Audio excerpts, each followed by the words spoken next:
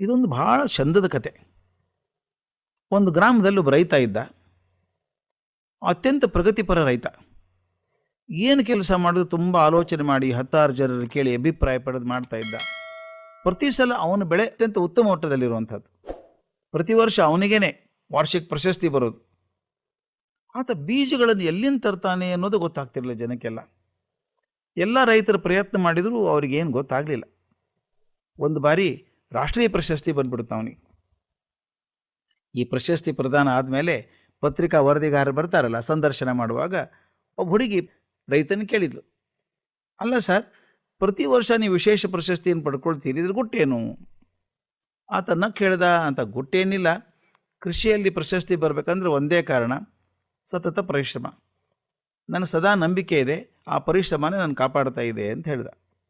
ಆಕೆ ಮತ್ತೆ ಕೇಳಿದ್ಲು, ಅಲ್ಲ ಸರ್, ನೀವೇನು ವಿಶೇಷ ಹೇಳಬೇಕಾಗಿಲ್ಲ, ಪರಿಶ್ರಮ ಏನೋ ಎಲ್ಲ ರೈತರು ಮಾಡ್ತಾರೆ, ಅವ್ರಿಗೆ ಪ್ರತಿಫಲ ದೊರಕೋದಿಲ್ವಲ್ಲ ಅಷ್ಟು. ನೀವು ಬೀಜಗಳನ್ನು ಎಲ್ಲಿಂದಾನೂ ತರಿಸ್ತೀರಂತೆ, ಹೌದೇ ಅಂತ ಕೇಳಿದೆ. ಹೌದು, ನಾನು 4-6 ಕಡೆಗೆ ವಿಚಾರ ಮಾಡಿ ನಮ್ಮ ತರಹದ್ದೇ ಜಮೀನಿನಲ್ಲಿ ಅತ್ಯಂತ ಹೆಚ್ಚು ಬೆಳೆ ಬೆಳೆದವ್ರ ಹತ್ರ ಹೋಗ್ತೀನಿ, ಮಾತಾಡಿ ಅವ್ರ ಬೀಜ ತೊಗೊಂಬರ್ತೇನೆ. ಮತ್ತು ಇನ್ನೊಂದು ವಿಷಯ ನಿಮ್ಗೆ ಗೊತ್ತಿರಬೇಕು, ರೈತ ಹೇಳ್ದ, ನಾನು ಹೊಲಕ್ಕೆ ಏನು ಹಾಕ್ತೀನಲ್ಲ ಬೀಜ, ಅದೇ ಬೀಜವನ್ನು ನನ್ನ ಹೊಲ ಸುತ್ತಮುತ್ತಲೇ ಇರುವಂಥ ಎಲ್ಲ ಹೊಲಗಳ ಯಜಮಾನರಿಗೆ ಪುಕ್ಕಟಿಯಾಗಿ ಹಂಚುತ್ತೇನೆ ನಾನು ಅಂದ. ಆಕೆಗೆ ಭಾರಿ ಆಶ್ಚರ್ಯ, ವಿಚಿತ್ರ ಅಲ್ಲೇನ್ರಿ, ನೀವು ಕಷ್ಟಪಟ್ಟು ಮುತುವರ್ಜಿ ವಹಿಸಿ ಬೀಜ ತಂದಿದ್ದೀರಿ, ಇವ್ರಿಗೆ ಯಾಕೆ ಹಂಚ್ತೀರಿ ಅದನ್ನು?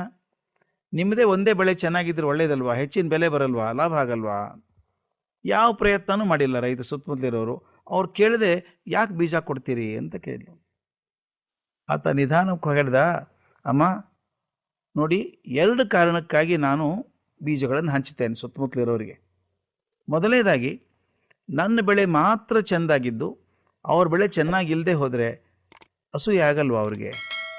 ಅಸೂಯೆ ಹೆಚ್ಚಾದರೆ ಅವ್ರು ನನ್ನ ಹೊಲದಲ್ಲಿ ದನಗಳನ್ನು ನುಗ್ಗಿಸ್ಬೋದು, ಬೆಂಕಿ ಹಾಕ್ಸ್ಬೋದು. ಇದು 2ನೇ ಕಾರಣ ಬಹಳ ಮುಖ್ಯವಾದದ್ದು. ನನ್ನ ಬೆಳೆ ಬೆಳೀತದಲ್ಲ, ಎದೆ ಎತ್ತರಕ್ಕೆ ಬೆಳೆದು ನಿಂತಾಗ, ಹೂ ಬಿಟ್ಟಾಗ ಗಾಳಿಯಿಂದ ನನ್ನ ಬೆಳೆಗಳ ಮೇಲೆ ಹೂಗಳ ಪರಾಗಕಣ ಇದ್ದಾವಲ್ಲ, ಪಕ್ಕದ ಬೆಳೆ ಹೂಗಳ ಮೇಲೆ ಬೀಳುತ್ತೆ, ಅಲ್ಲಿ ಫಲಿತ ಆಗ್ತದೆ. ಅಂತೆ ಅವರ ಹೂಗಳ ಪರಾಗಕಣಗಳು ನನ್ನ ಬೆಳೆಗಳ ಹೂ ಮೇಲೆ ಬೀಳುತ್ತದೆ. ಅಕಸ್ಮಾತ್ ಅವ್ರ ಬೆಳೆ ಚೆನ್ನಾಗಿಲ್ಲದೆ ಹೋದರೆ ಆ ಪರಾಗಸ್ಪರ್ಶದಿಂದ ನನ್ನ ಬೆಳೆನೂ ಕೆಡೋದಿಲ್ವಾ?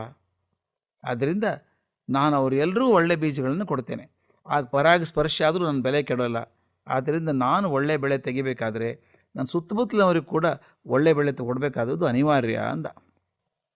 ಎಂಥ ಅದ್ಭುತ ಮಾತಲ್ವಾ? ಇದು ನಮ್ಮ ಜೀವನಕ್ಕೆ ಅನ್ವಯಿಸ್ಕೋಬೇಕಲ್ವ ಇದನ್ನು?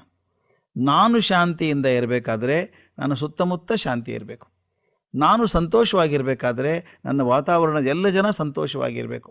ನನ್ನ ಸುಖ ಎಲ್ಲರ ಸುಖದಲ್ಲಿದೆ ಅನ್ನೋದು ನೆನಪಿರಬೇಕು. ಬರೀ ನಾನು ಸುಖವಾಗಿದ್ದು ಸುತ್ತಲವರ ದುಃಖದಲ್ಲಿದ್ದರೆ ನಾನು ಸಂತೋಷವಾಗಿರೋಕೆ ಆಗೋದೇ ಇಲ್ಲ. ಆದ್ದರಿಂದ ನಮಗೆ 2 ಜವಾಬ್ದಾರಿ. ನಾನು ಸಂತೋಷವಾಗಿರಬೇಕು, ನಾನು ಸಂತೋಷವಾಗಿರಬೇಕಾದ್ರೆ ನನ್ನ ಸುತ್ತಮುತ್ತಲವರು ಸಂತೋಷವಾಗಿರೋ ಹಾಗೆ ನೋಡ್ಕೊಳ್ಬೇಕಾದಂಥ ಜವಾಬ್ದಾರಿ ನಮ್ಮದು. ಇದು ನನಗನ್ಸೋ ಮಟ್ಟಿಗೆ ಸಮಾಜ ಜೀವನದ ಬಹುಮುಖ್ಯ ಪಾಠ ಅಂತ ಅನಿಸುತ್ತೆ.